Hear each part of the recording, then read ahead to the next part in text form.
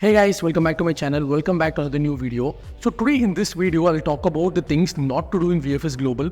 I recently got my Turkish visa through VFS Global, and if you have not seen my video, do check it out. I'll try to link it here. You will get to know what are the challenges I faced when I went to apply my Turkish visa through VFS Global. VFS Global are the official partners if you want to get your visas like Schengen visa, Turkey visa, now Egypt or UK visa. They are the official partners. So you have to go through VFS Global to get your visas. So let's say there is a small gap or confusion here. So let's say if you are going to a consultant or a travel agent, he would also go to VFS and get your visa done. It's not like he is contacting the embassy directly and getting your visas done. So if you go to a travel agent, first he would go to VFS.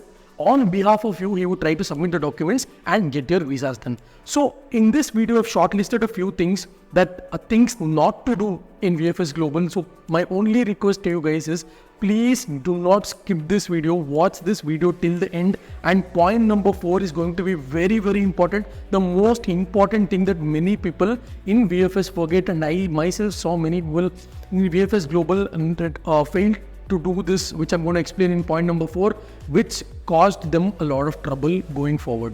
So first and the foremost thing, guys, without wasting any time, I'll start this video. So first and the foremost thing, the documentation.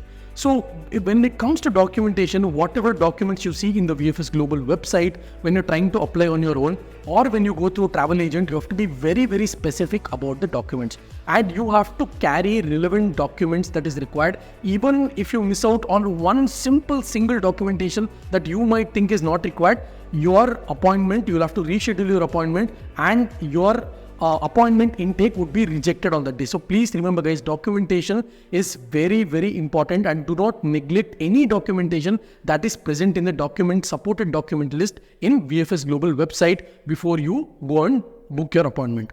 The second thing you have to be very careful is about the copies. So when I talk about multiple copies, so let's say you and your wife are traveling to Europe and they ask you the hotel bookings. So when you are preparing documentation individually, you should always remember that you need another copy of your hotel booking.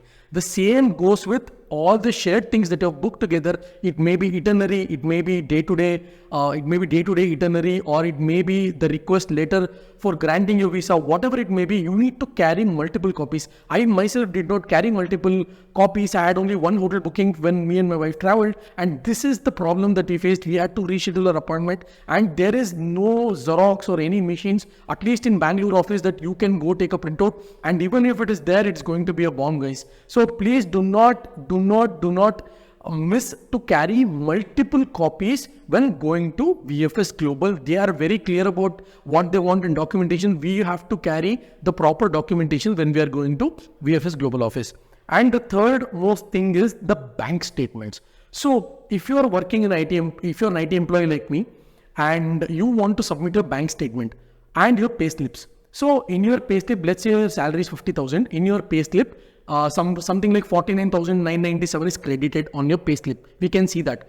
But that same amount should be credited in your bank statement that you provide. You cannot provide a different bank of which it's not your salary account. So basically you need to provide your salary account statement, which they'll be comparing with your pay slip and putting a mark there saying your documentation is genuine. So if you carry a pay slip and if you carry your savings bank statement, even though it is sealed from the bank, it will not be accepted. It will be straightforward. Your documentation will be rejected and you have to reschedule your appointment. Remember, guys, this is my personal experience.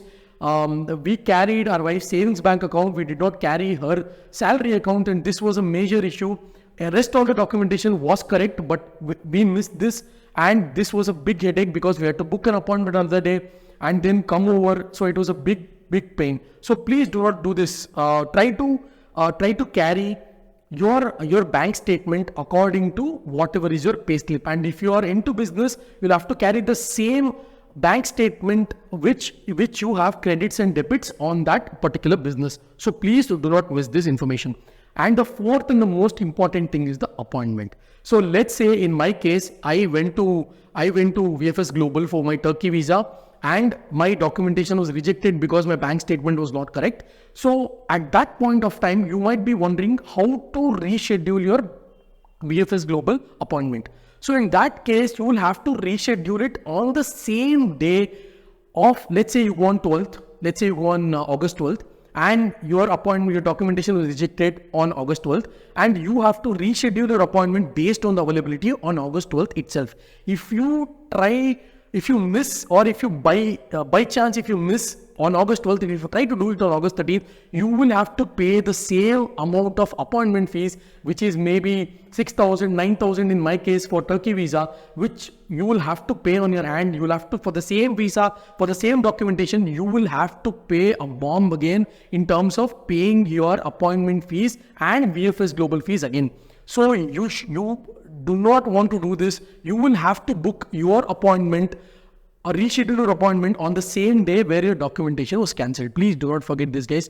This is very, very important, and this is the mistake that most of them do. They lose a lot of money. VFS doesn't help you in this. They've clearly mentioned in their website that you'll have to reschedule on the same day. Otherwise, you'll have to pay the same charges again for booking for another day. So please do remember this. And the next thing is, a lot of people, even though it's not mentioned in VFS documents, you will need to carry your previous passport also.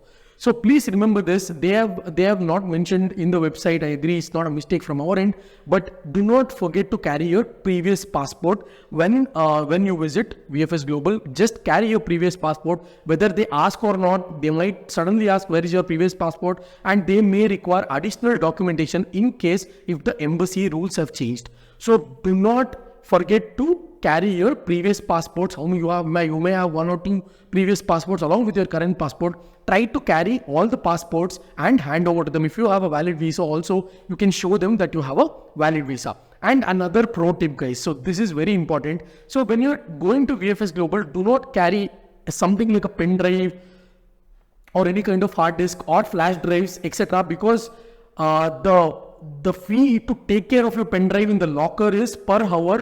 I think it's 200 rupees per hour. I may be wrong, but it's around 200 rupees for 1 hour. So if you have a huge line, you may spend your time like 3 to 4 hours. You'll have to spend 500 to 600 rupees to look after that pen drive. And you may, if you want to go back to your vehicle and keep your pen drive, that may take a lot of time because your appointment schedule you would have crossed, and they're only going to let you inside the VFS Global only 10 to 15 minutes before your appointment. So you cannot go 1 hour before and wait in the VFS Global. It doesn't work like that. You have to book your particular time slot, and you have to be very careful in terms of reaching on time, because if you go above the time slot which they give, let's say 10 to 10:30, if you go 10:45, you will not be entertained in VFS Global, and you may have to reschedule on the same day to avoid extra payment once again.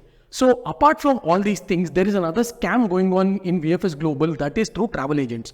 So travel agents will try to brainwash you saying there is 2 weeks of appointment booked. We will try to give you an appointment in 1 or 2 days. So pay us the extra fee. So do not do that, guys.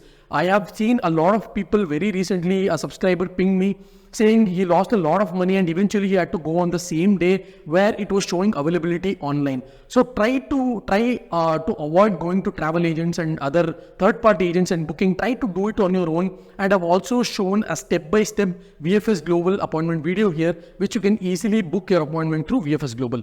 So there is no hassle at all. VFS is very clear with their documentation. All you have to do is carry the proper documentation and adhere to the process. That's all, guys. So if you do this, your application will be processed, your documentation will be accepted, and you will get your visas in the given time slot, whether it's 1 or 2 weeks or maximum 3 weeks for a Schengen visa. So I hope this information was very, very clear. And if you have any of your friends, please forward this video who are going to VFS Global. That will really help them a lot. I really hope this video was helpful, and I'll catch you guys in my next video.